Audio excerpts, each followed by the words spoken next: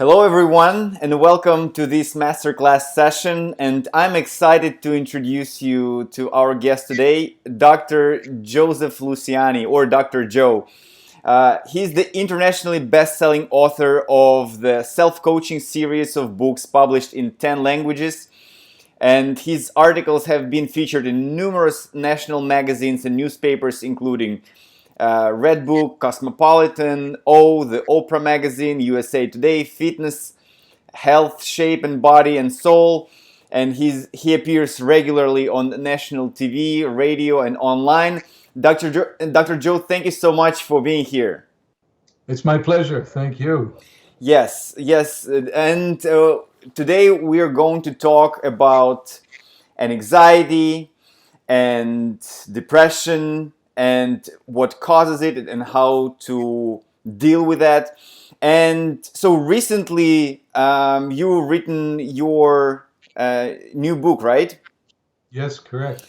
So the new book, can you tell us a little bit more about this book, or in what way this book is different from your previous books?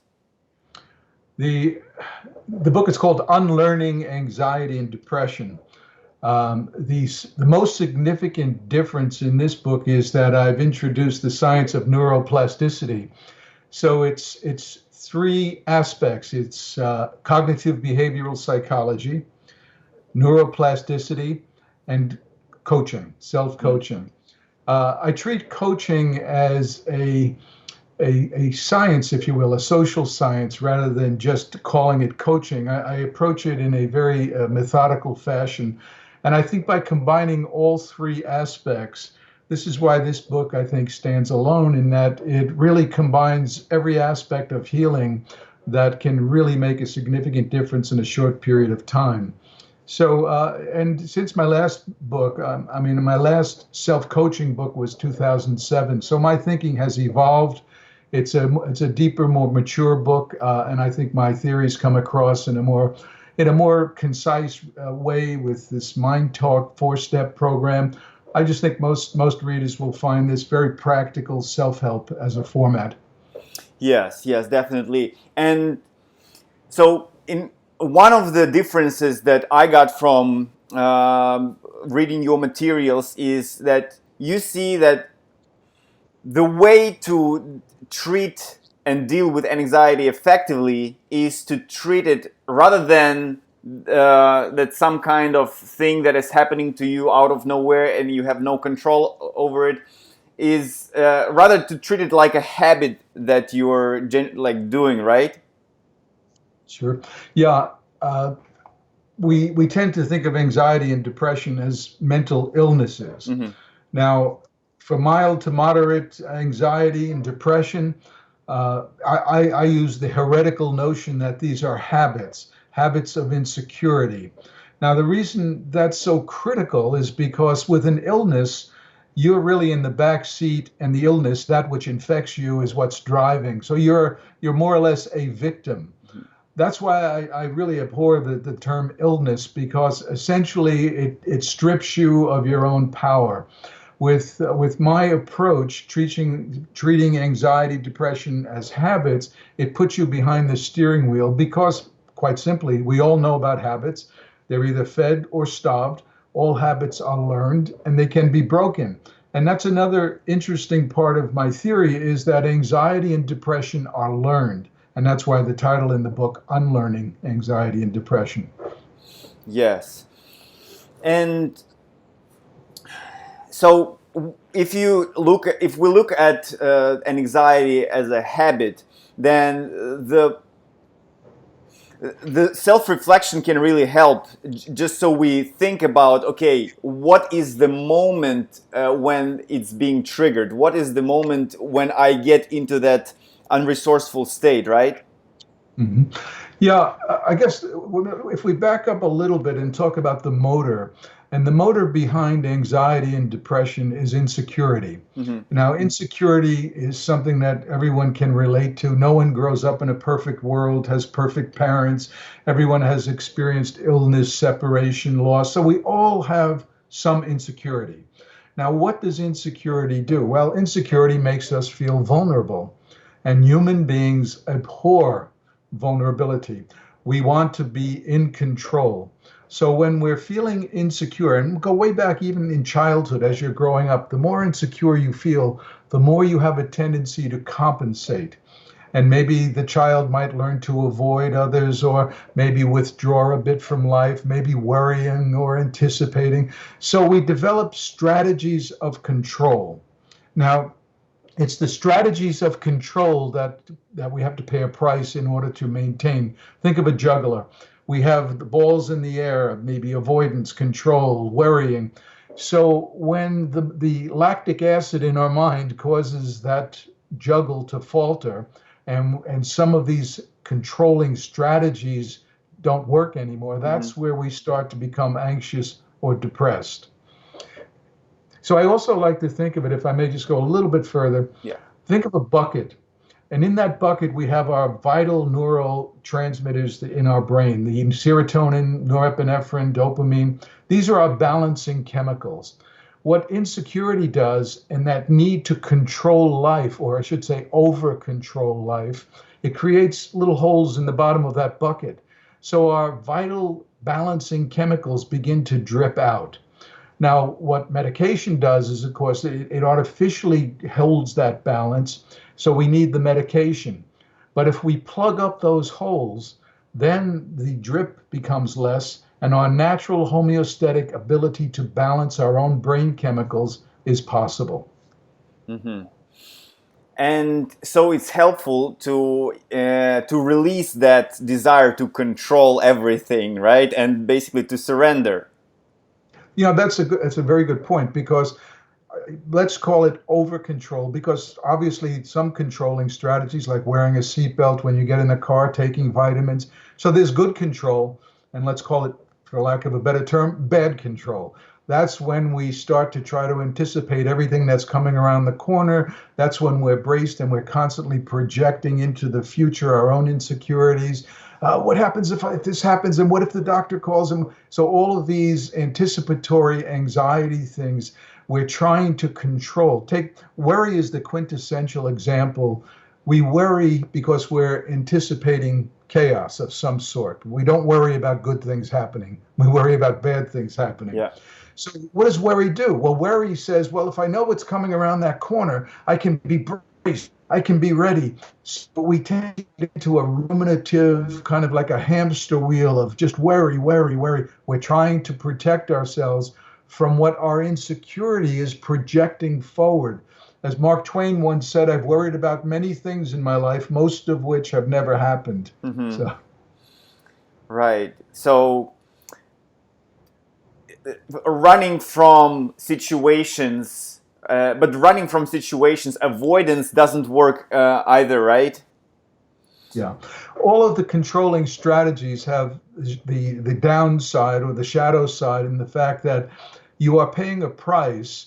The avoidant person pulls away from life and they are now missing out on the stimulation of life. The worrisome person generates stress. And all of these over controlling strategies generate stress. You see, stress is the culprit. It's stress that really pokes those holes in the bottom of the bucket. Now, the only way to avoid stress is by not over controlling life, but to let life unfold and to be responsive, living it naturally. When we try to stressfully control or over control life, then we're paying a price and we're creating more holes in the bottom of that bucket. Yes. So rather than thinking about what techniques do I use to stop that anxiety, to get rid of that anxiety, it's good to and it's important to understand that before going to techniques, we need to shift our perception towards anxiety and not trying to control everything. How do I feel in the moment? Why am I feeling this? So why is a bad question to ask when feeling an anxiety, right? Well, it's an important question.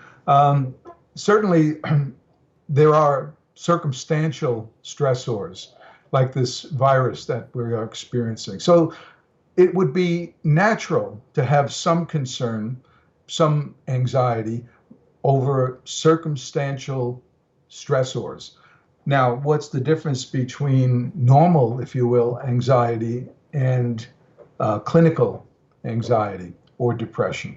And the difference is that a circumstantial stressor, if we have a proportionate reaction to that, and it's within the bounds of understandable reaction, then of course that's just part of being human.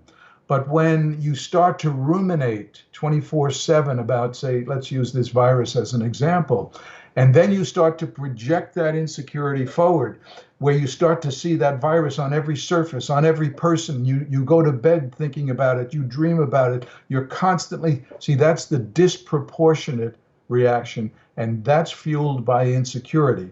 So there is a normal anxiety that comes from circumstantial stressors, and that's okay to ask why. Why am I feeling this way? But once you start to get on that hamster wheel of just ruminative, incessant worrying, that's a time where you might use one of my techniques is called active ignoring.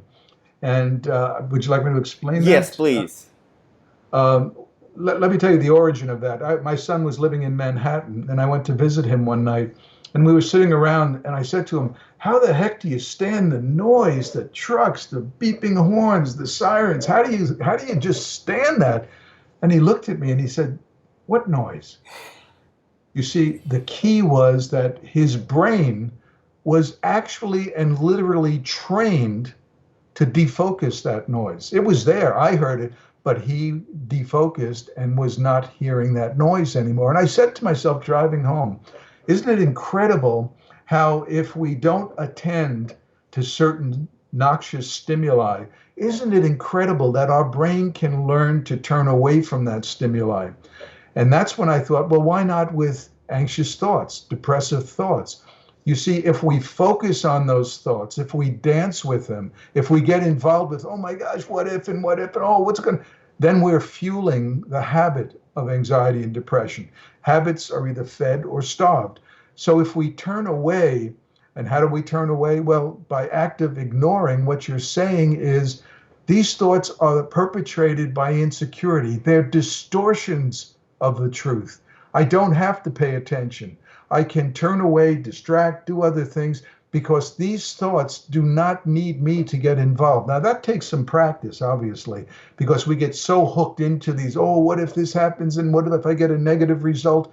So we tend to get, kind of head by these thoughts, but still with some practice and a format to follow, active ignoring is one technique that can teach us not to dance with these thoughts.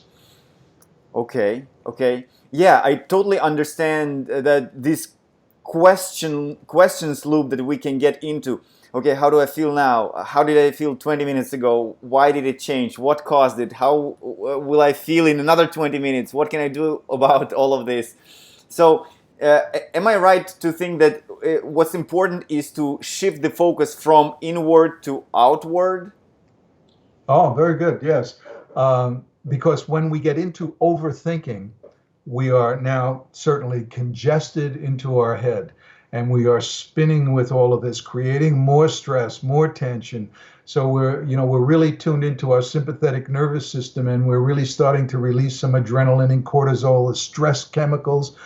So, really, what's important when you are now, it takes a format to teach yourself to do this. In my book, I call it responsive living. In order to get to responsive living, that is to let life unfold and just be present. Now, if you have significant self trust, you can do that. For example, gee, let's say you're going to a party and you're standing outside the door, and this is a person now with self distrust. So the self-distrusting person is standing there saying, "Oh, who's going to be in that party? Am I dressed okay? Is my hair okay?" Now that's a self-distrusting person. They're trying to anticipate and brace themselves and prepare themselves and be safe. A self-trusting person stands by the door, the party's on the other side, and says, "Yeah, you know what? I'm not sure if I'm okay or dressed okay, but let me walk inside. I'll find out. I'll let it unfold." So the trusting person is willing to let life unfold. How do they do this? It's quite simple because we're survival machines, and that self trusting person has learned to rely on their natural DNA ability to protect themselves.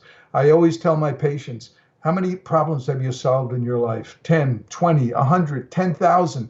What makes you think you won't handle the next problem or the one after that? So the more you let go and trust, the more you can be present and involved in what's in front of you. If you stay present, if you train yourself to stay present, you cannot have anxiety or depression. That comes with the cognitive, either future or past ruminations. Great, great. And so, what would your advice would be regarding fear? Because anxiety provokes fear of certain situations, and is it right to say that avoiding those situations won't help, won't work? So, is it important to learn to going into those fearful situations that used to provoke anxiety?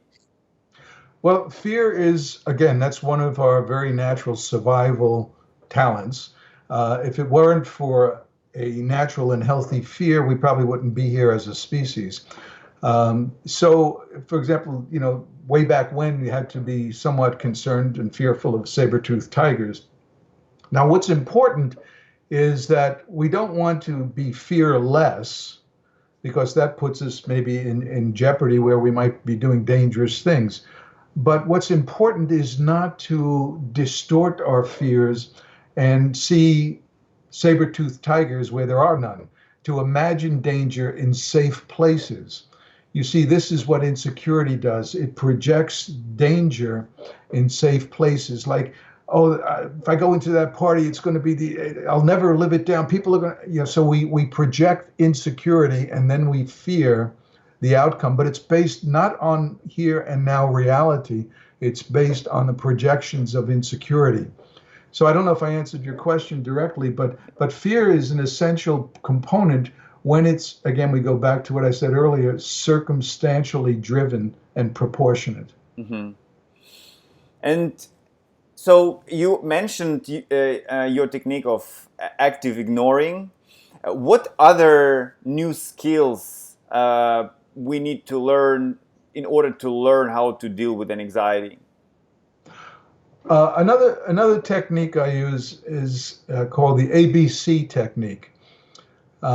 We can't stop a neurotic thought from percolating up into um, let's say a thought percolates up into my head. Um, I can't handle this job, whatever that thought may be. So that first thought percolates up into your mind. Now you didn't create that thought; it was just boom, it was there. Let's call that the A thought. Now the A thought or seed thought, however you want to think of it, that's the thought that you didn't decide to have. It came to you. Now, what happens is that once the A thought is in our mind, what happens? Well, let's say that thought, I can't handle this. I add, now this is a consciousness, I add a B thought, which is, well, if I can't handle it, then what's going to happen? I might lose my job. And then I might add a C thought. If I lose my job, I won't pay my rent. And then a D thought, and you go through the alphabet. You can't stop the A thought, but you sure as heck can cognitively get in touch with whether or not you're contributing now, because that's something you can control, whether you're contributing to that demise and contributing to the onset of anxiety. So the ABC technique teaches you to kind of nip things in the bud before you start becoming part of the problem. Okay, that's great. And how critical is breathing in all of that process? Well, breathing is always a calming. It switches us from sympathetic to parasympathetic, the rest and digest part of our nervous system. So when we start to calm ourselves down, our breathing naturally will slow down. So if you do some deep belly breathing consciously, kind of meditative breathing, what you're doing is you're actually slowing down and trying to switch from that sympathetic to the parasympathetic to the rest and digest system. So yes, the breathing will slow things down, perhaps enough for you to think a bit more clearly.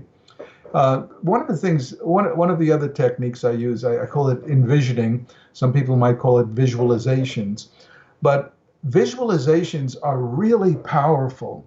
There have been many, many studies to show where when we put our mind in a particular calming place, it has a tremendous beneficial physiological effect as well. One of my favorite visualizations is a patient who told me she was into ruminative worry, incessant worrying. And she said, I imagine holding a bunch of balloons, multiple colored balloons filled with helium. And I take one string out and I let it go. And I watch the balloon as it gets up smaller and smaller and smaller until finally it vanishes into the blue sky. And if my thoughts are still anxious, I go to another balloon. And then this time I pick a yellow balloon. Now, you practice really focusing on your vision. If you do that, you will have a calming effect. There have been studies that showed, for example, basketball players that sit on the bench and just imagine shooting three free throws, and those that actually practiced shooting free throws, the ones that imagined it for 6 months actually did better, performed better at the end of 6 months. The mind, the brain is so powerful, but it all depends on what you feed your brain. If your brain has been fed a constant diet of doubts, fears, and negativity, well, what do we expect? We become a fearful, anxious, depressed person. Hmm. Yeah, totally agree. So when you're working with your clients, with your patients, and when your patients understand the basics of your theory, how to work, how to deal with anxiety, after that, are you create some kind of recovery plan? The the recovery plan, it's an interesting question because I like to think that once you have the format, that you have it for life. It's like once you really understand, it's not rocket science. We tend to overly make things too complex, especially in the world of psychology, which has traditionally, the id, the ego, the collective unconscious. Who in their right mind could think that a layperson could really get into all of that stuff? But when you really start to break it down in terms of a cognitive behavioral format, it's really quite straightforward. Once you understand how you've been feeding anxiety and depression, sometimes for your whole life, once you understand it and you understand the simple format for what you need to continue to do, then you have tools. Now, the tools will always be in your toolbox. If you get lazy and start to feed anxiety and depression again, well, shame on you. But your tools are there. So I like to think that once you understand that there will not be that regression unless you decide to just discard the tools that you have. And I might say I started in psychology because of my own anxieties, my own lower feelings. I knew there had to be an answer, and I went into psychology believing there had to be an answer.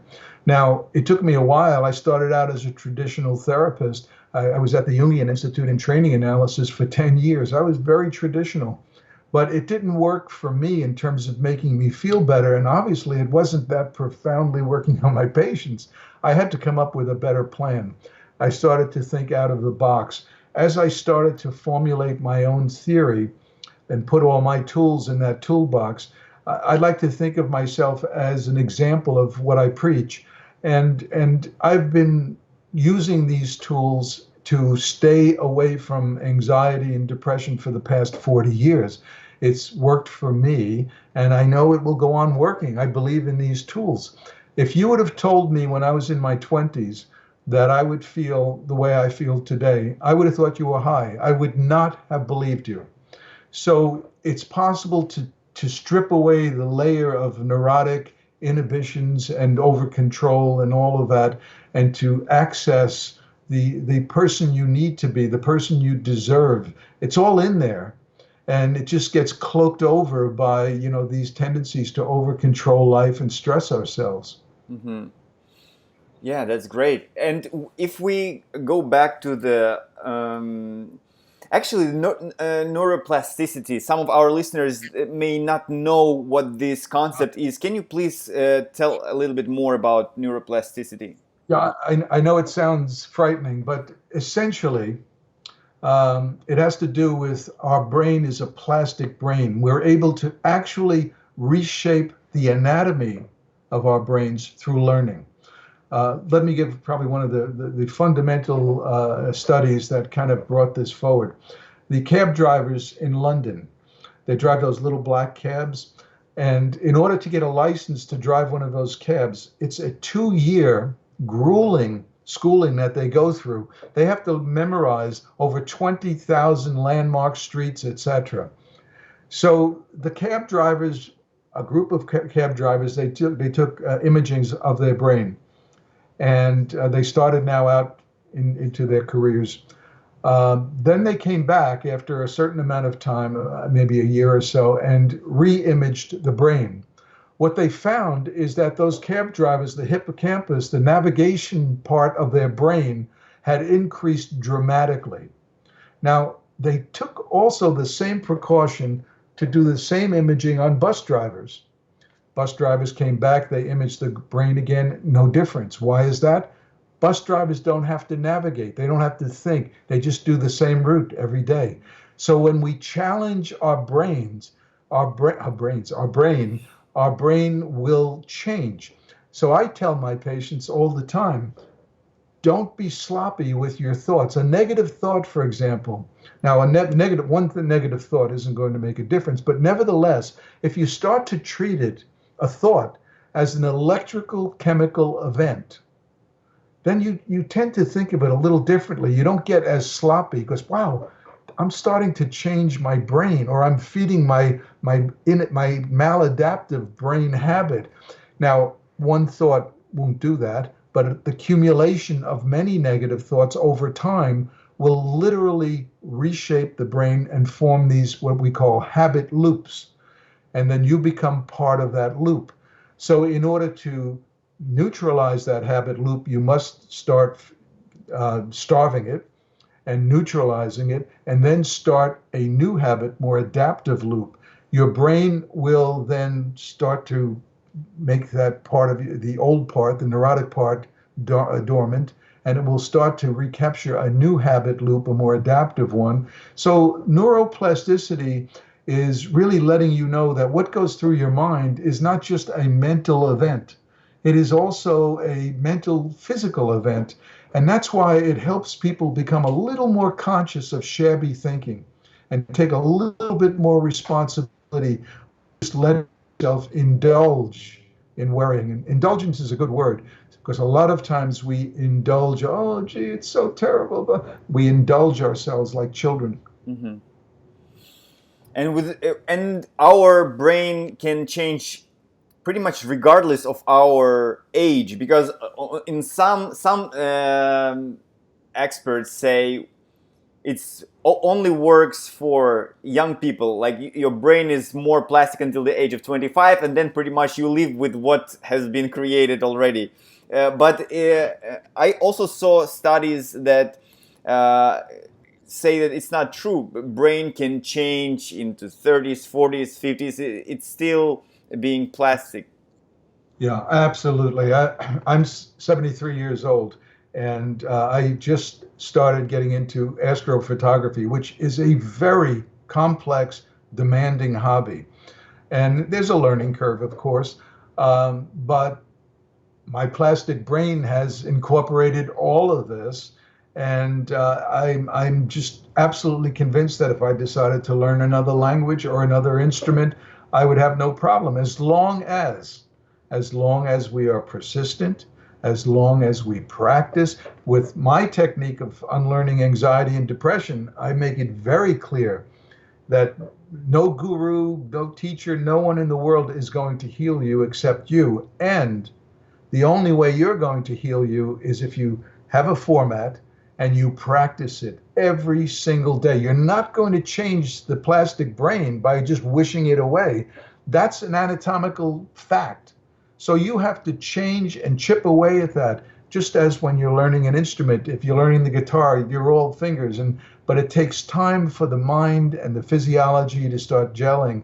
You have to practice these formats every single day. Do that, and you'll see incremental increases in progress. You don't have to just wait till the end, but you just can't be naive enough to think, well, I read the book and I'm still anxious. I had a girl last night, and we're working remotely, and she's off to college, and she just started working with me, and she's afraid that what's going to happen once she gets to school, and she's ruminating about this. So I said, well, how long have we been working together? She said, 2 weeks. I said, well, 2 weeks isn't enough time. Practice, practice. You'll get there. You'll be fine. But you need to work these tenets every single day. Yes. So changing your brain, it definitely takes time. And that's what a lot of people are curious. Okay, if I start implementing all of those techniques, how much time will it take so it gets better? Like for you personally, you said when you were in your 20s, you were dealing with anxiety quite a lot. And then at some point, it became much, much better, right? So how much time in general, it is different from one case to another, but in general. Yeah. Um, it's a complex question. You know, you could ask the same question: how much time does it take to develop biceps if you go to a gym, or how long will it take me to play Mozart on the piano if I start practicing?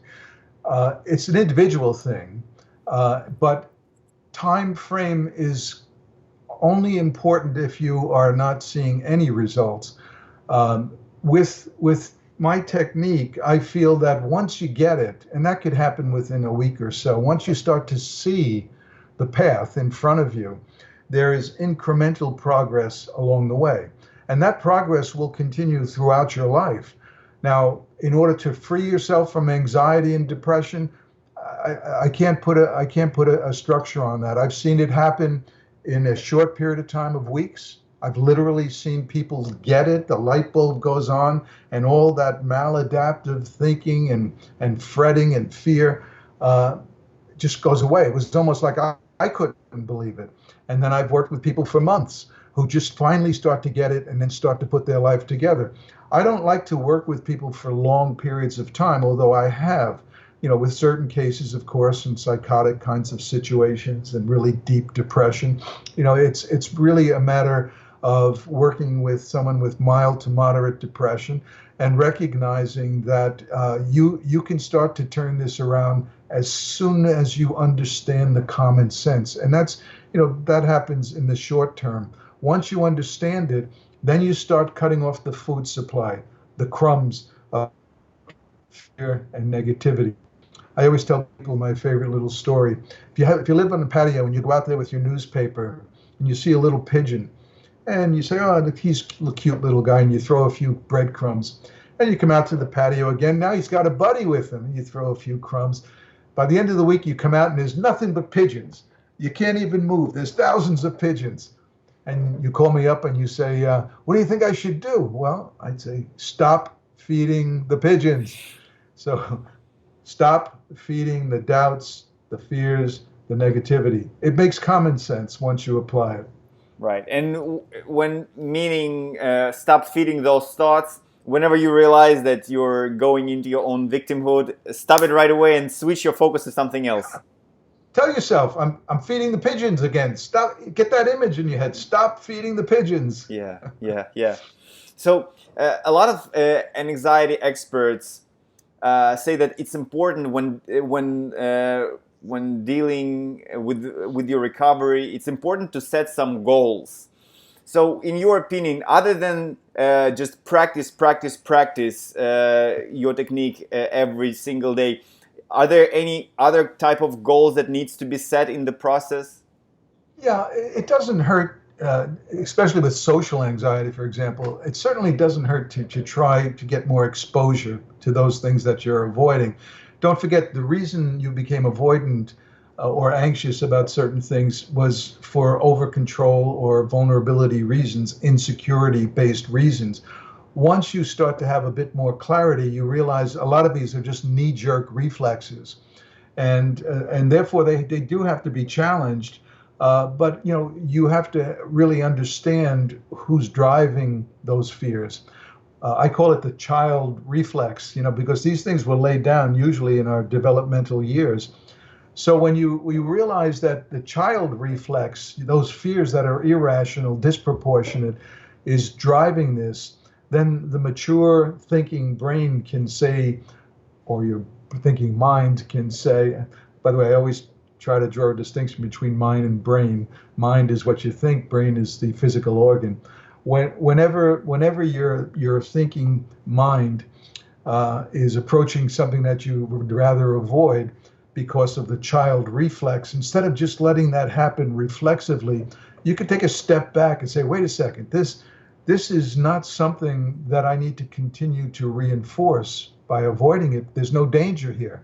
I'm seeing danger in a safe place. So once you start to become more objective with your own reality, those are times when you can force a little bit more exposure and a little bit more. And I think that gradually what happens is that you start to grow in confidence. From a place of lack of confidence and distrust, you start to grow in trust. Self-trust is a muscle. So the more you exercise it, the more you trust. And ultimately and always, self-trust is a leap of faith. You have to take that leap. You have to be courageous enough to take that leap of faith and believe, I can handle this. Mm-hmm.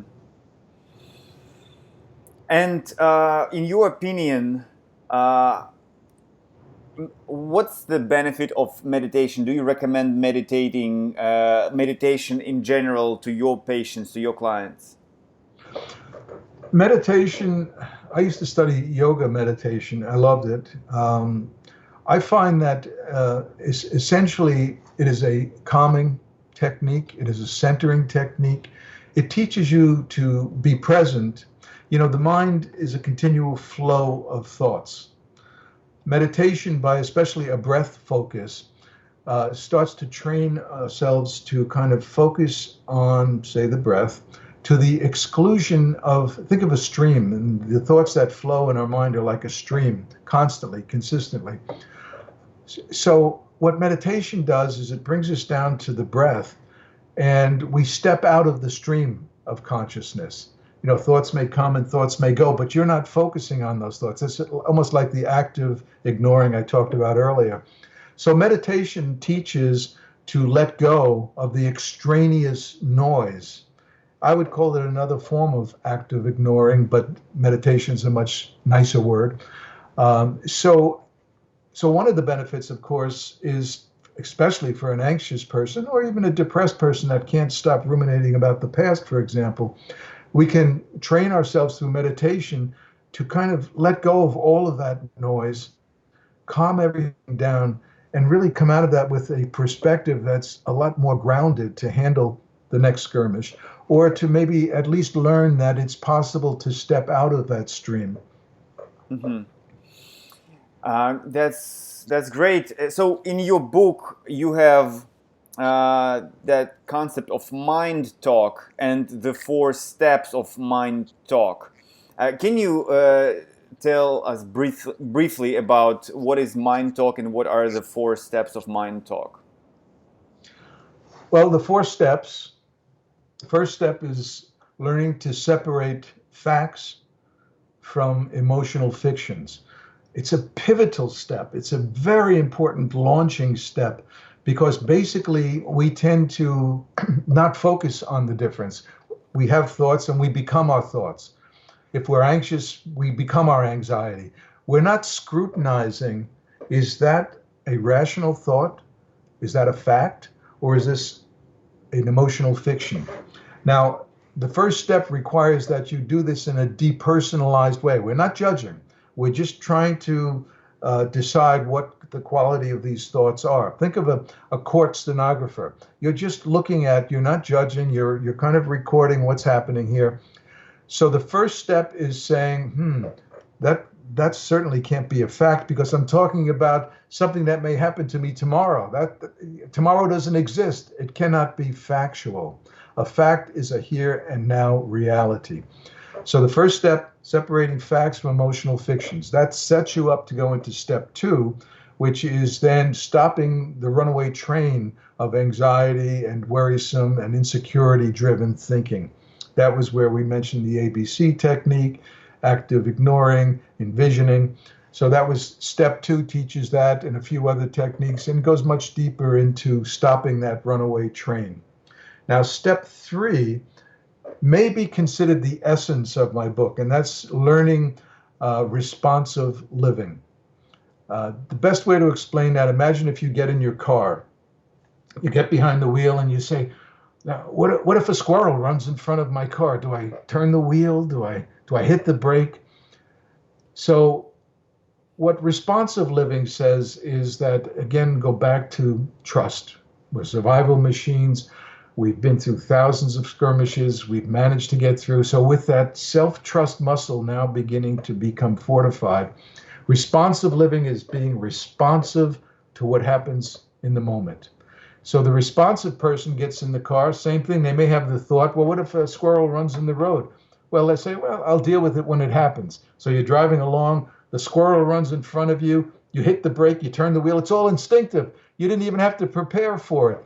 So responsive living is being responsive to life rather than proactive. Now, I know oftentimes people think proactive in a positive sense, and for many chores, that's true.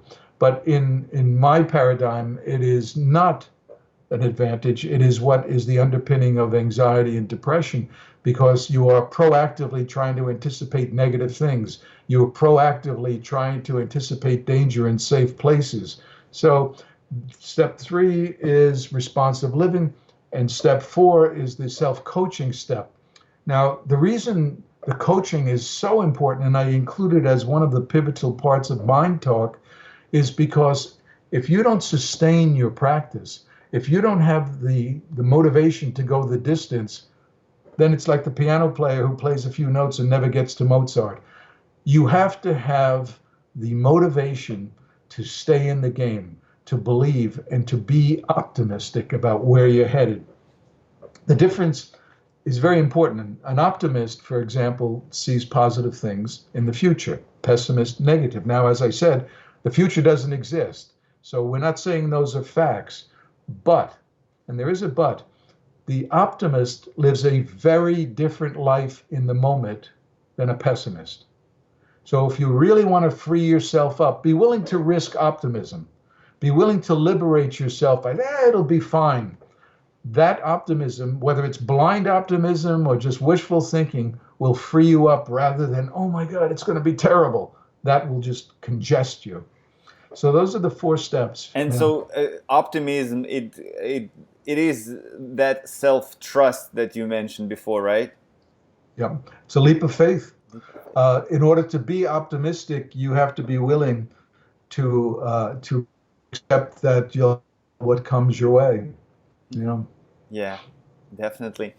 So thank you so much for sharing so much wisdom with us. So your book, Unlearning Anxiety and Depression, the four-step method, four-step self-coaching program to reclaim your life. It is available on Amazon in both ebook and paperback. Are you planning to do the audio book for this book as well?